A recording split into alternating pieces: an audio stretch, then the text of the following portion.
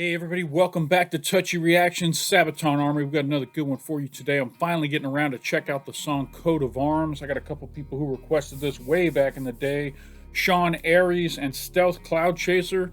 Finally got to it, guys. The patrons voted on this and it finally made it up to the reaction top of the list. So we are going to be doing a deep dive into this today. I've got 5 videos we're going to be watching. The first one's the official lyric video. Then we're going to watch the Sabaton history. Then we're going to watch, what's this third one? Oh, there's a studio recording of them recording it in the studio. We'll check that out. There is a official music video by Sabaton for this song. And there's, of course, we're going to wrap it up with the live. So there's 5 videos we're going to be watching, doing a nice deep dive. I have no idea what this song is about, so I'm going in completely blind. And since it's going to be a long one, we won't waste a lot of time on the front with promo. Like, comment, subscribe, join the Patreon. There, we've done it. Let's go ahead and jump into Coat of Arms lyric video by Sabaton. Here we go.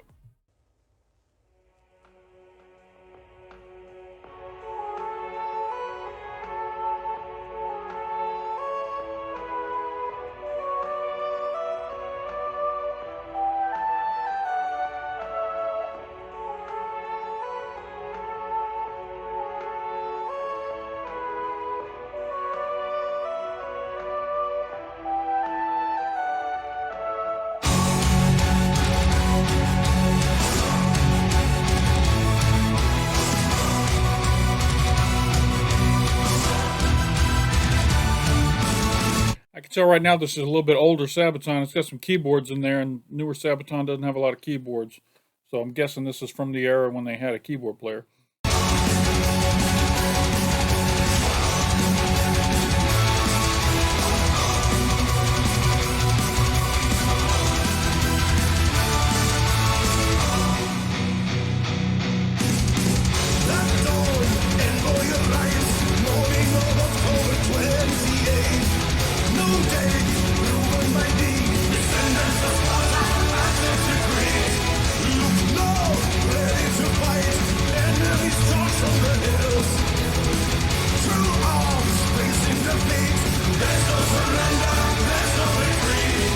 All right, so just from what I've seen so far, I'm guessing this might be what happened after Sparta when, what was his name?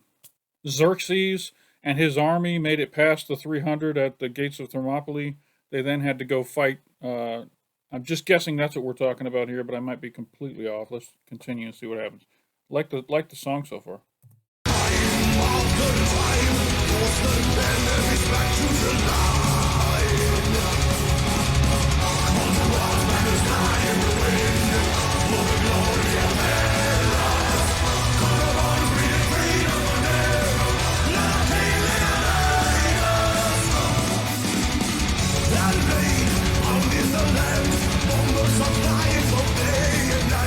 Wait a minute. Now I'm confused. Did we just do a time jump? We're talking about King Leonidas. We're talking about the Spartans in Athens. And now we're talking about air raids and bombers flying during the day and the night. I'm guessing we just did a time jump here. We'll find out. We'll find out.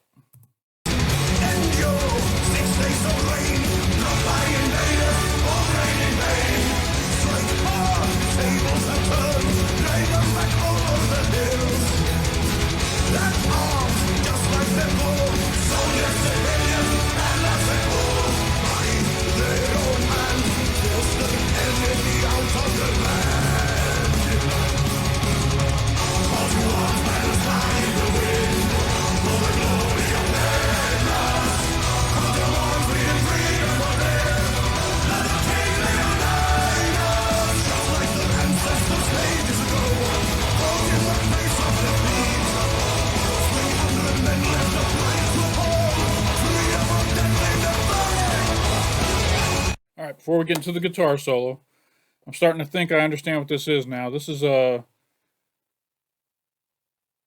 the Roman or Italian armies later in history, after Leonidas and the 300 men at the hot gates of Thermopylae there. They are the inspiration for the armies following them throughout history. And this particular song is written about the Roman slash Italian slash armies of that region looking back on Leonidas and his fighting to inspire them to do their fighting in their age. I think that's what this is talking about now.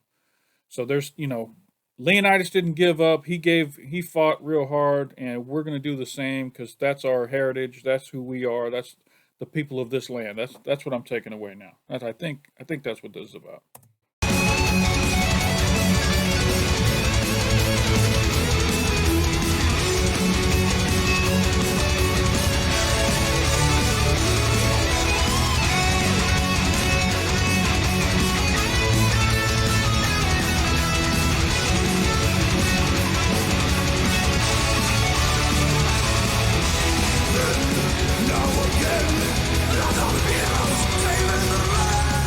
What was that?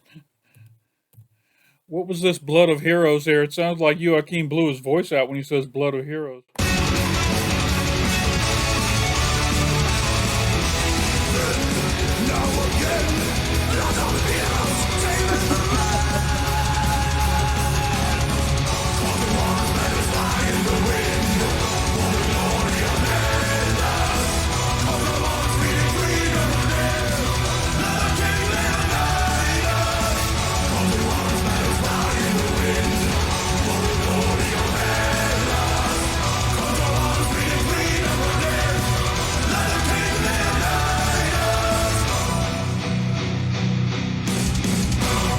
Nice. I like that ending. That was a really, really cool way to do that ending. All right. I think I'm on the right track about what this song is about, but the only way to really, truly find out, we're going to jump into the Sabaton history. Let's see what they're calling this. The Greco-Italian War. Okay. Sabaton history number 78. We have Joachim from Sabaton. We have Indy Nidell. And let's go see what this song is all about. Here we go. Cut. Do we have any Corona? Oh my God, Indy's got a Rydell High School shirt on. That is from the musical Grease. Danny was on the track team, and that's the type of shirt that Danny would wear on the track team in the movie Grease. I love the nostalgic t-shirt, Indy. Awesome. Look at Joachim's face. The face of frustration. Corona? We don't have any Coronas. For thousands of years, literally thousands of years, the people living in what is now Greece and what is now Italy have had an often troubled relationship. But they have. They have. Yeah. And the song is Coat of Arms. Coat of Arms.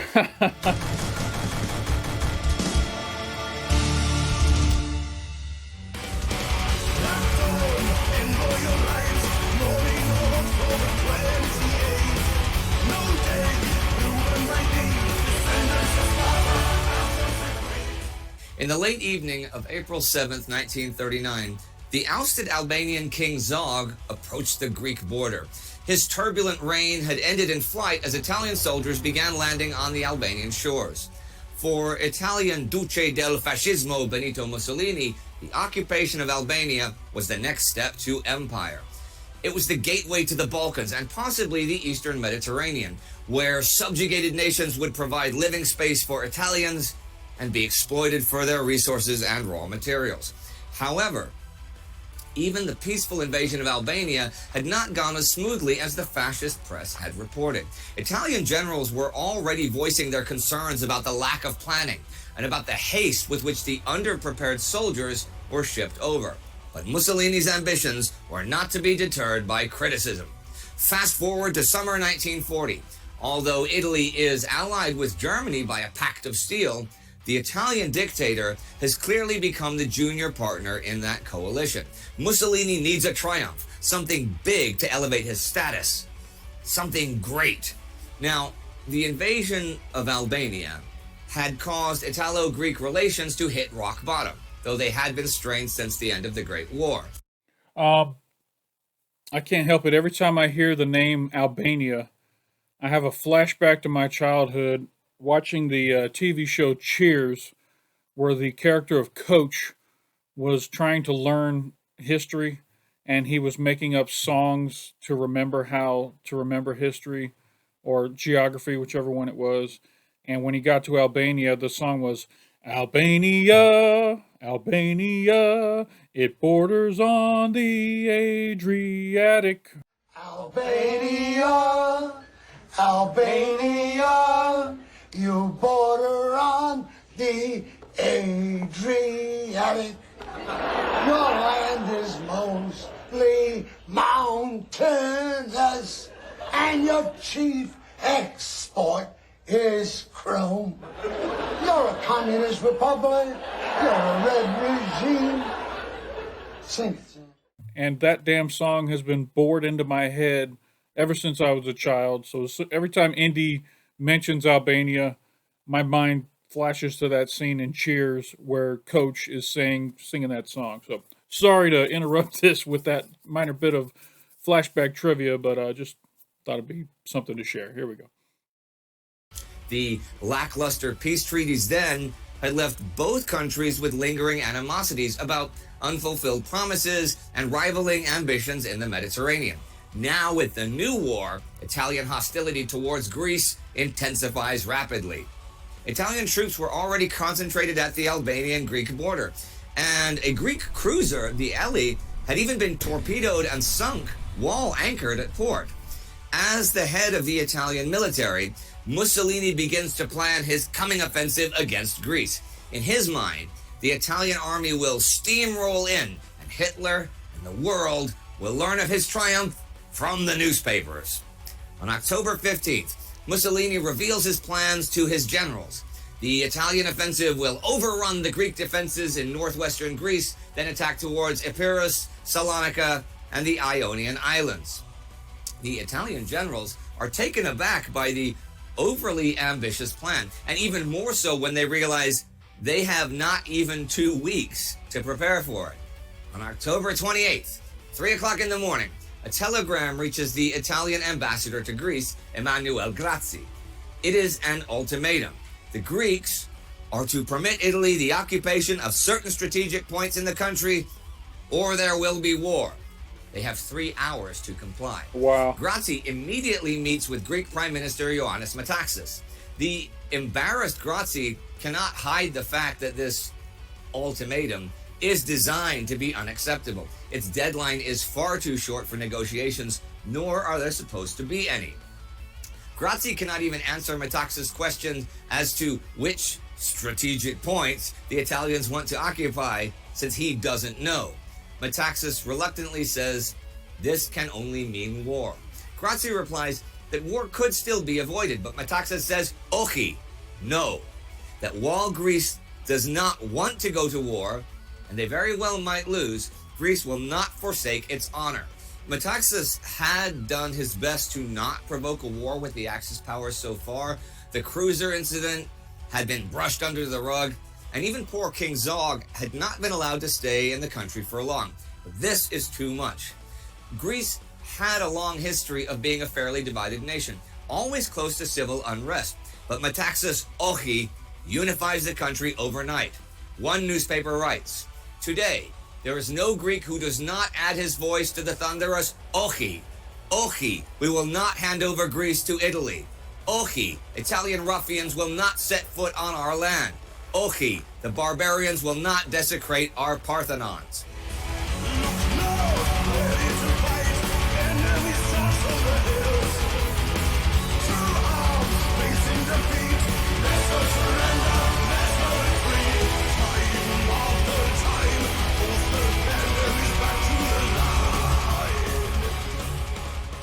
Metaxas, now hailed as a national hero, informs the king and heads for an emergency meeting with the cabinet and the British embassy.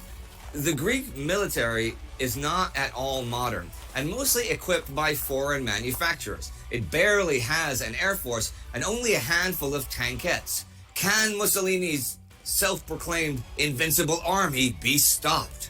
As their bombers circle above Greece's major cities, though, the Italian offensive on the ground is hampered from the start by familiar problems. Once again, it lacks adequate planning and preparation. Much of the needed ammunition and supplies are still sitting in Italy, even as the troops make their way from Albania to the front.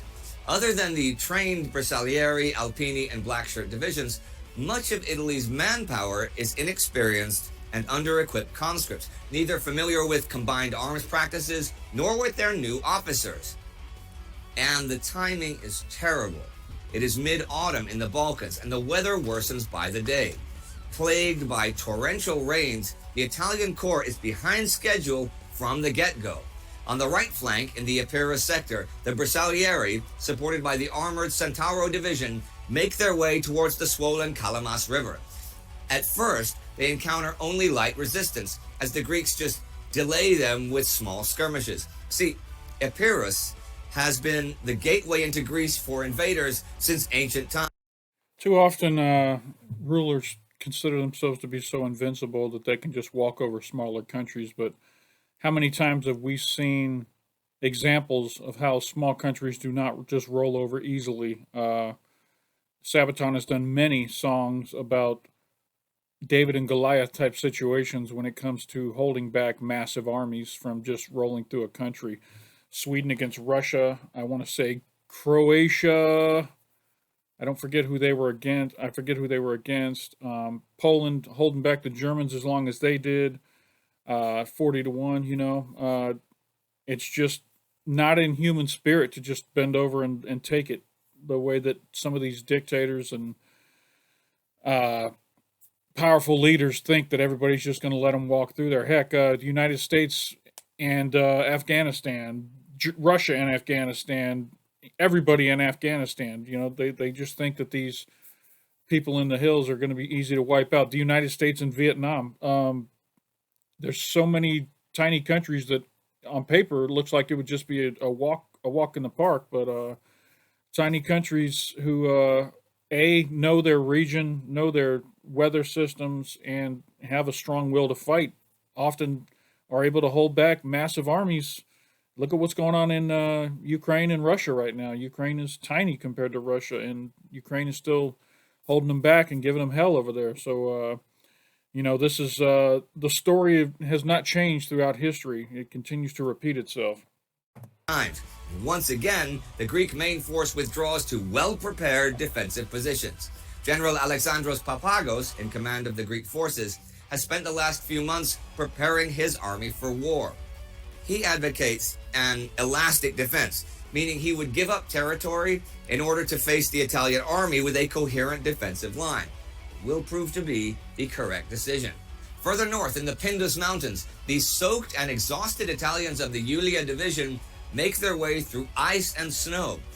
Except for the Alpini and the Albanian auxiliaries, many have come straight from Libya and have had no time to acclimatize themselves here. The mountains are some of Europe's most rugged terrain, often over 1,500 meters high. On the Greek side, many of the defenders have grown up there. Every Italian attack is met with well-camouflaged small arms and artillery fire. Every hill the Italians take is immediately contested with savage bayonet attacks.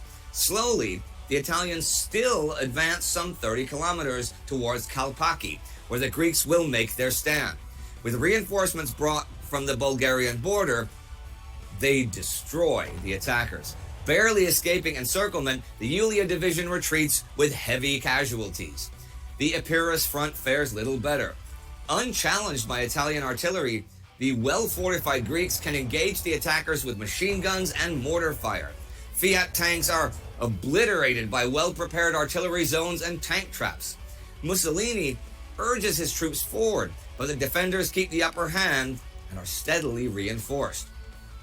Greek press and radio has called upon the reserves using pre-established secret codes, and the mobilization goes quickly. Greece also has short internal lines when it comes to supplies and communication, and does not have to send things across the sea. By November 9th, it is clear that Mussolini's offensive has failed. The fighting is at a standstill all along the front line. And now the Greeks counterattack. The exhausted Italians do not give up ground easily, but ultimately cannot prevent holes being broken into their lines. Fighting is fierce, often at the tip of the bayonet. In the north, the Greeks are pushing the invaders back into Albania. The snow falls heavily as the exhausted Italian troops trudge back along the routes they came in on 2 weeks earlier through slush and freezing mud. It is one of those worst winters in centuries in the Balkans, and it wears down both men and equipment very quickly. Mules die from exhaustion, and doomed horses must be shot. Frostbite and gangrene plague the troops. It is reportedly common to resort to putting the steaming brains of recently slaughtered mules under the helmet to keep warm. Most of the Damn. Ugh. I just got goosebumps and chills. I'm going to take this brain out of this dead mule, put it in my helmet, and then I'm going to put my helmet on to keep my head warm. Woo, fuck that.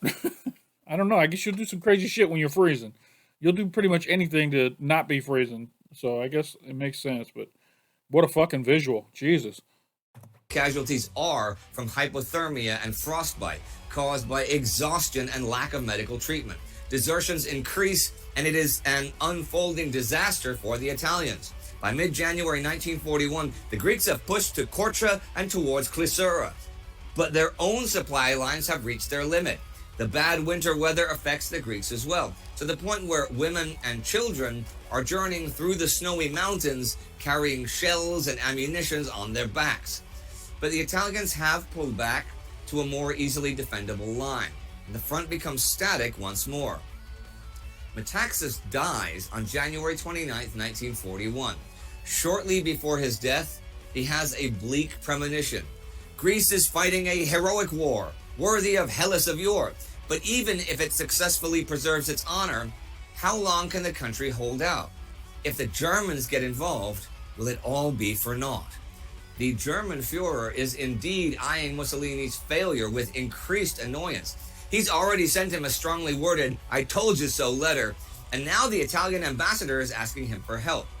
That the Italian fascists are losing face at home is one thing, but Greece itself becomes problematic for the Germans when it is pushed into the British camp.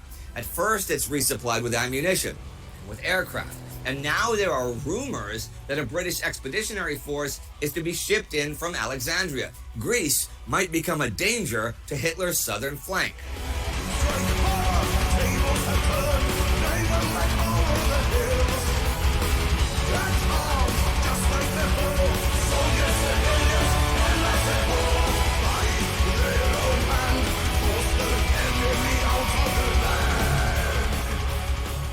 Mussolini is not yet done, though, and pins all his hopes on a new spring offensive.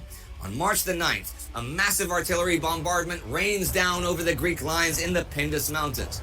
Assuming that the Greek defenses have been obliterated, the Italian infantry surges forward and promptly runs into determined defensive fire. The offensive concentrates around a position called Hill 731. For several days, the Italians try to force their way through the Greek defenses, but they are repulsed time and time again with heavy losses. Even the innovative idea to outflank the hill fails miserably. By the 25th, their spring offensive has failed and has produced nothing but thousands of Italian casualties. Wow. The Greeks are victorious once more, but also exhausted like never before. The chronic shortage of shells and ammunition has forced the British to pump in ever larger amounts of supplies. Confirming Metaxas' fear, through Bulgaria, the Germans are now rapidly building up their army, with a general staff that knows what it is doing. The German invasion, launched on April 6, 1941, advances quickly into the Greek north against the exhausted and undersupplied Greeks. Outnumbered and outgunned, the Greek resistance cannot withstand such superior force. Throughout April, they nobly fight a losing battle, retreating all the way back to Athens itself. Greece will be forced to submit, but it has preserved its honor. To this day, the country celebrates Oki Day on October 28th as a national holiday, the day when Greece said no to the demands of Italian fascism and damn the consequences. Damn, it's almost exactly the same as Xerxes and Leonidas in that they stood their ground, they gave their enemy hell, they really defied all odds, but ultimately in the end, the bigger forces and the superior military overwhelmed them, and they still lost. So it's damn near a mirror story. It's pretty crazy that it both happened in the same place.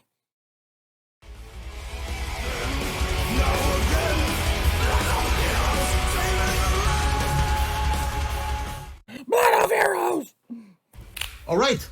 I thought for this time around we would talk about something else than music and history. I think we should talk about food, culture, and heavy metal audiences.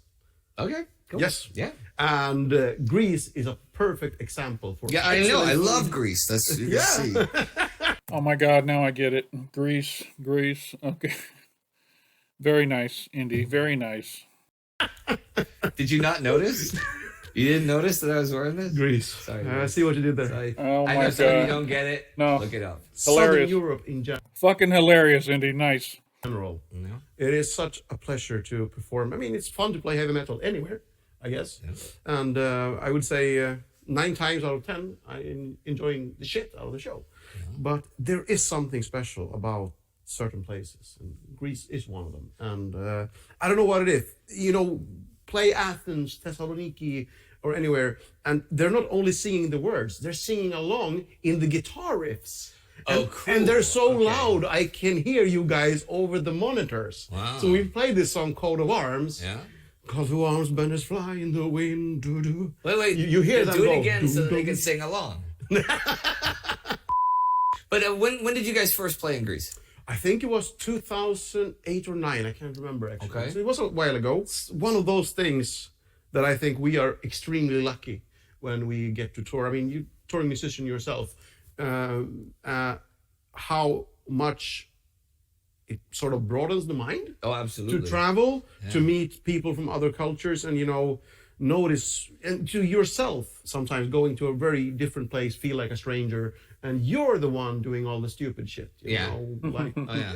there's different traditions and stuff. Like Germans coming to Sweden will walk into the house with shoes on.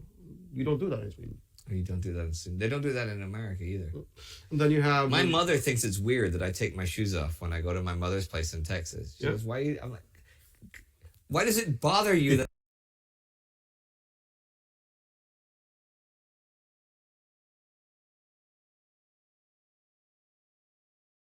they don't do that in America either?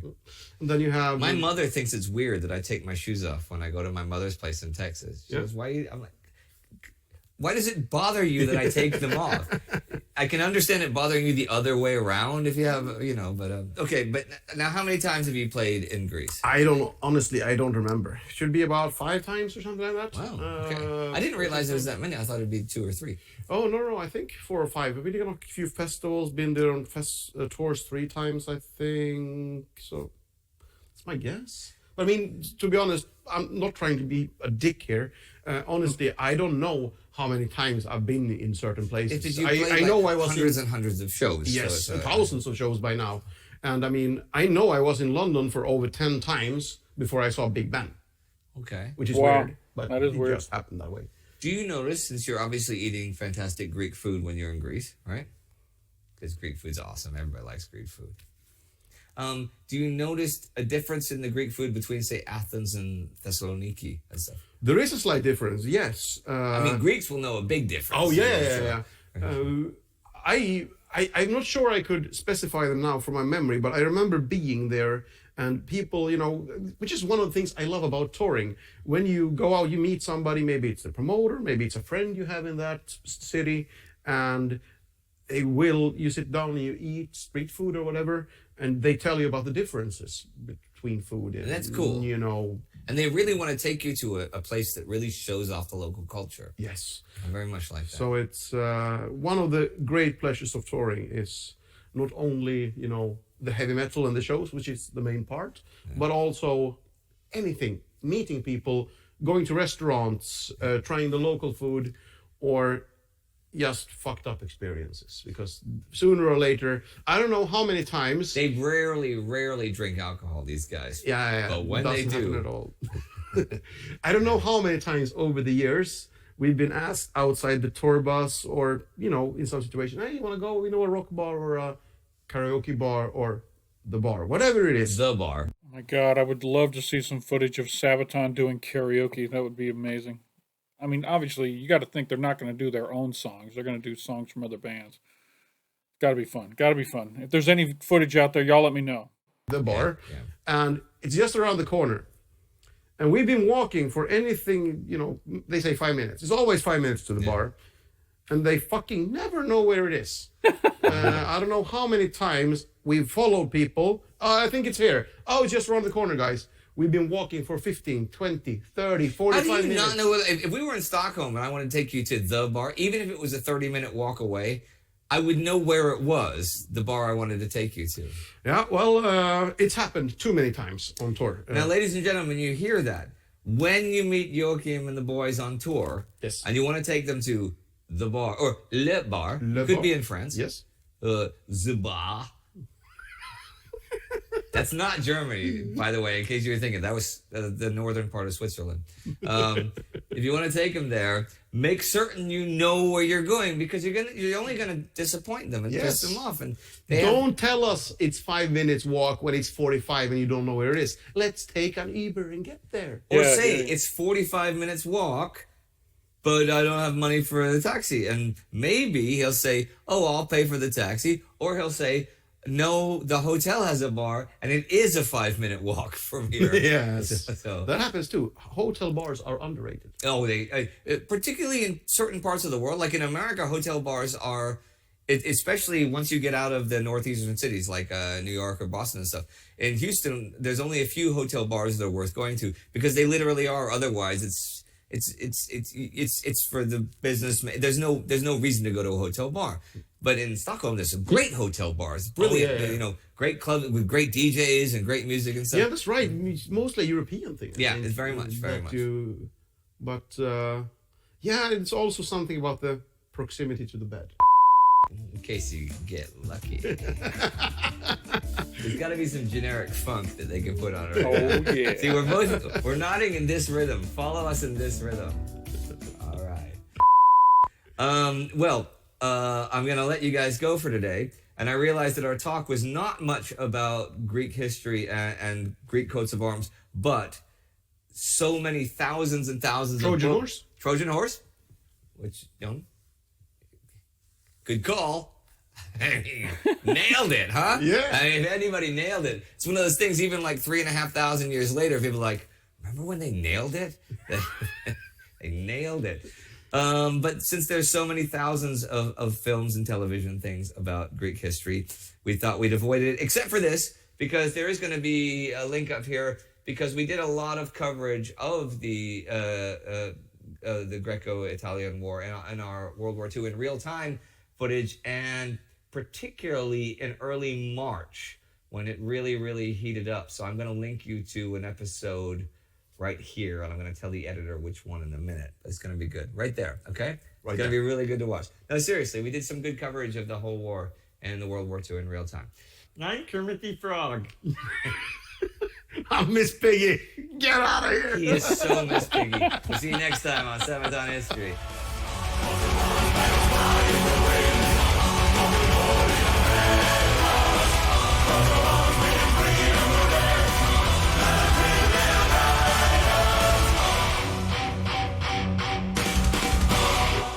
All right.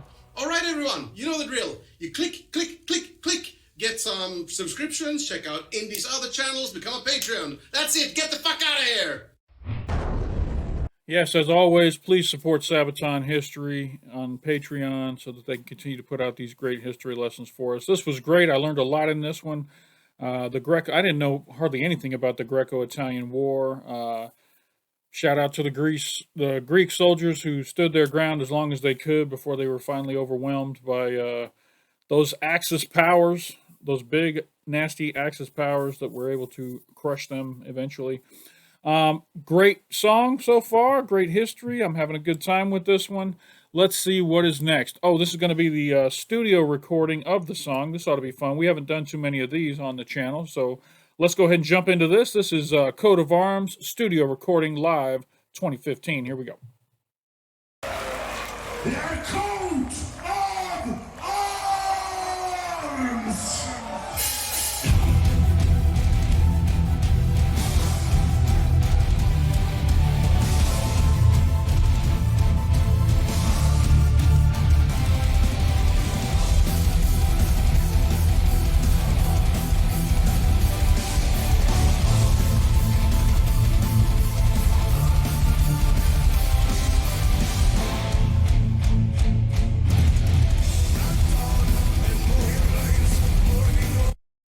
So I've always heard the term remastered. Is this what they mean by remastered? Like going back into the studio and doing a more modern recording? Because I know that this song was out before 2015.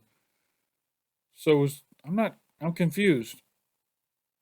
Or maybe this was them laying down tracks to go over a live recording that they did so that the live would sound better. I do see them looking at monitors of a live performance. So that could be what this is. They're recording some new sound to go over top of the live performance. I'm guessing that's what this is.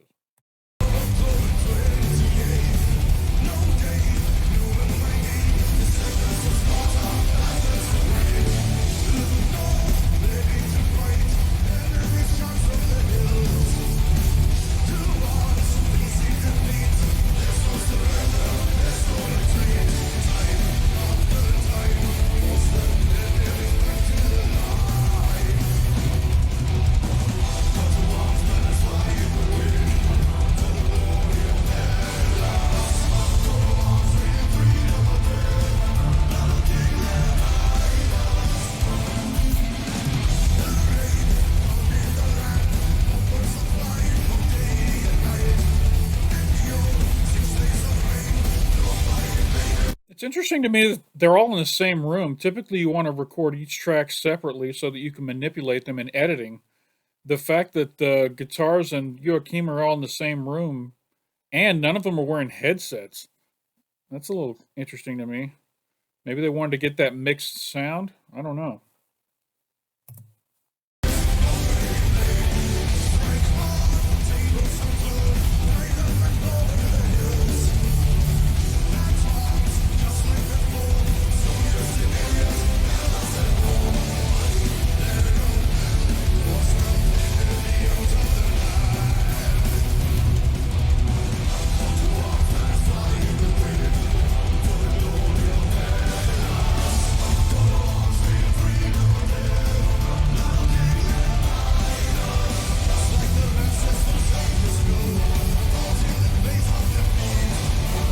Joachim almost looks bored.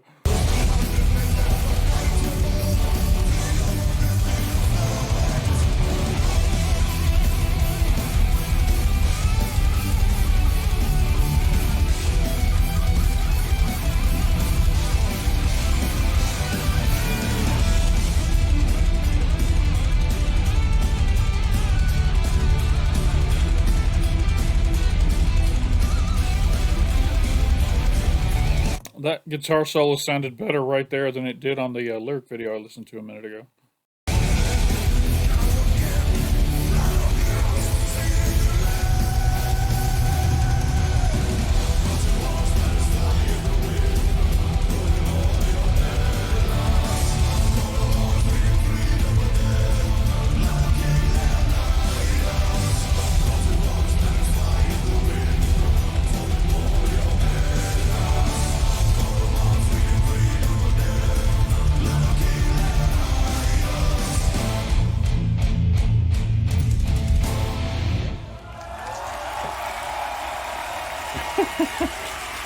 Such a different energy than what we're used to seeing because we see them perform live so often.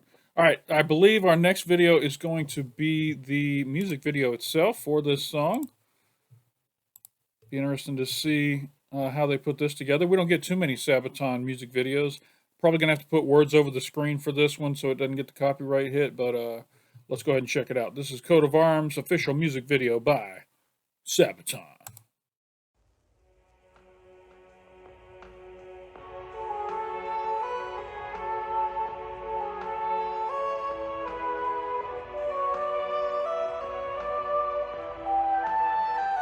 I want to see when this came out. 2012, okay. So a little bit, about 10 years ago.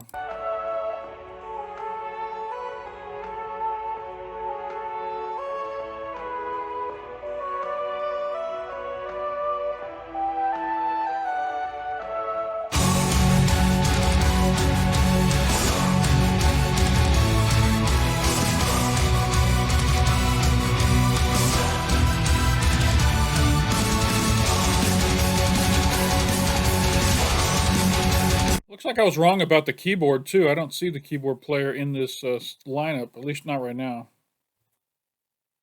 Maybe they just didn't have him during the remaster. As soon as I say that, of course, he comes on screen. I'll just shut up. I'll just shut up.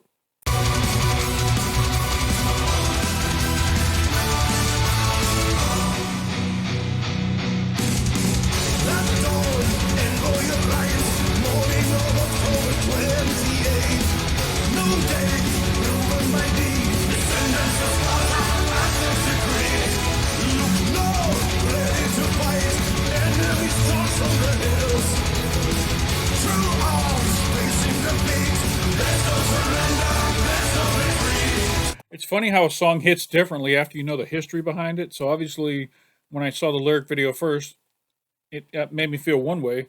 But now that I know the history behind it, the words have a completely different meaning, and that's why it's so important to learn the history behind these songs, because it really helps let that song sink into your spirit, into your body, so that you know what we're talking about here. And it's hitting so much harder now.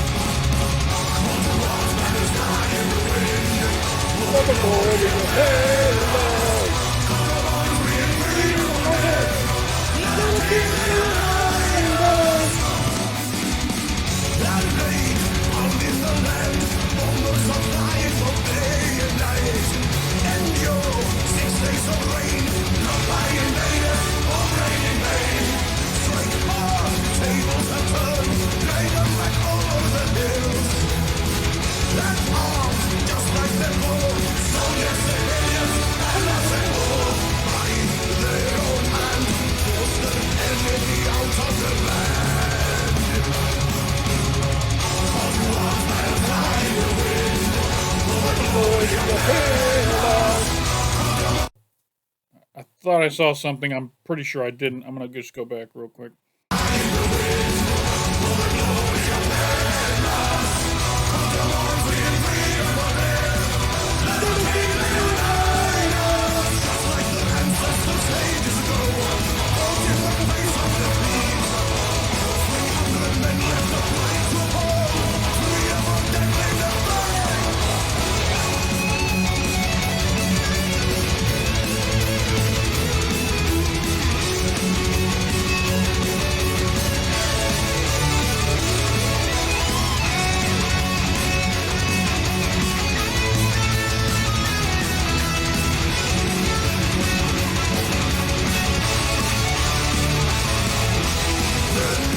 Man, they sure put a lot of graphic imagery in this thing. You don't normally show a lot of blood in music videos like this, but it tells us a story. Just kind of a little shocking to see it, especially in animated form like that.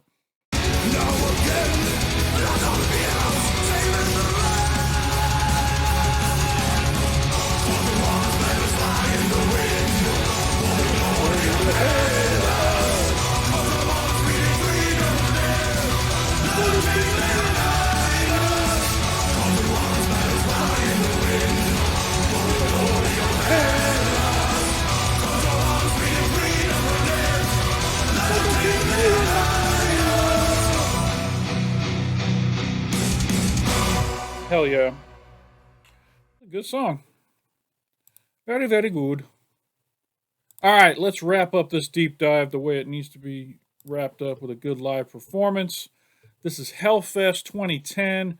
Since it's 2010, I'm guessing they got the old band that originally recorded this song with them, with the keyboard player, with the, I think Tolbert England might be in this group. Let's check it out. This is live Coat of Arms Hellfest 2010. Here we go.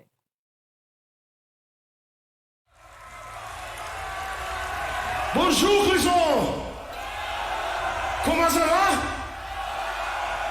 I'm terribly sorry, but that is all the French I know. I am learning, you know. I'm really trying to learn, but there's two things. One, it's a very hard language from someone who is from Sweden. Two, I just fucking suck. No, not you. I don't suck you. I just suck at languages, okay? Yes, so there are no misunderstandings. Anyway, we got a new album out and it's called The Coat of Arms. We'd like to play you the song, Coat of Arms!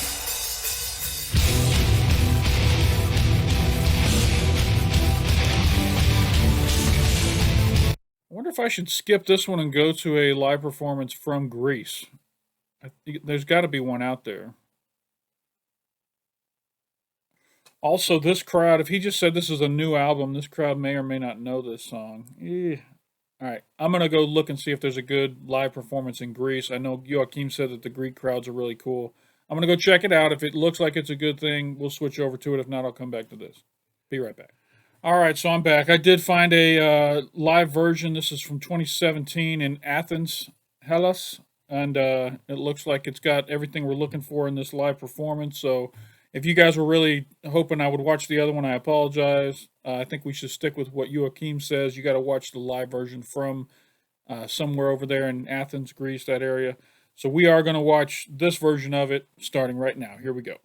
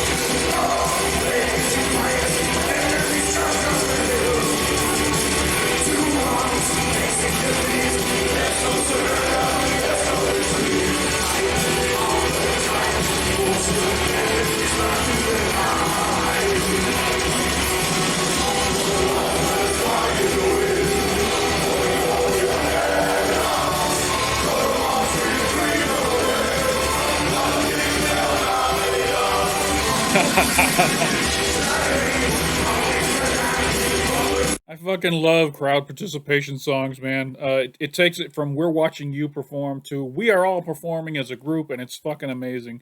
So when you leave this concert, you're like, we performed with Sabaton as part of the performance, and it's so awesome when bands do that and allow their fans to be part of the show. So cool.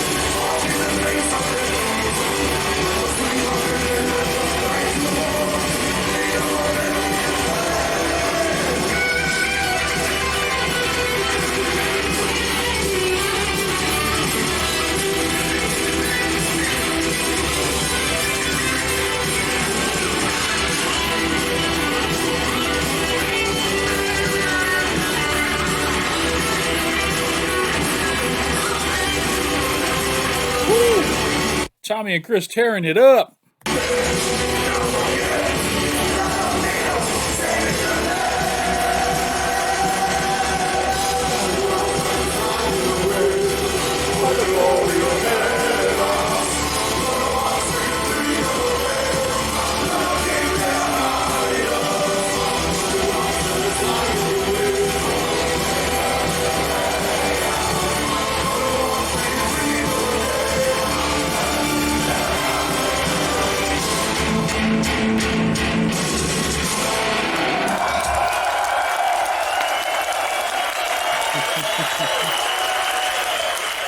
Oh, that was fucking fun. I'm so glad I made that change.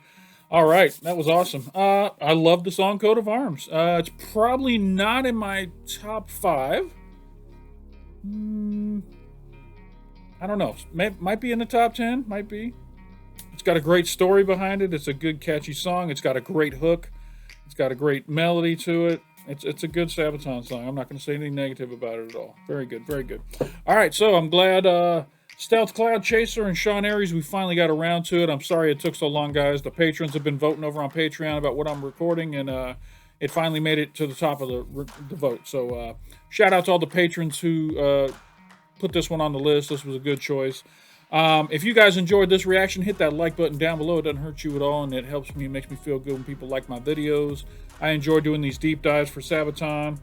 And if you're not already subscribed to the channel, big red button down below. I've got like 70 Sabaton reactions on my channel already. All the way back to 82nd All the Way, where it all started, thanks to Martine. And if you're not already a patron, I got a Patreon link up here in the corner. Come on over and join the Patreon. You can vote on these polls to find out what we're going to be reacting to in the future. If you're going to Nashville on October 3rd, I will be there watching Sabaton from about 5 rows back from the stage, having a great fucking time. If you see me there, say hi. I'd love to meet you, take a picture, you know, all that good stuff. So reach out. It's going to be a great fucking time.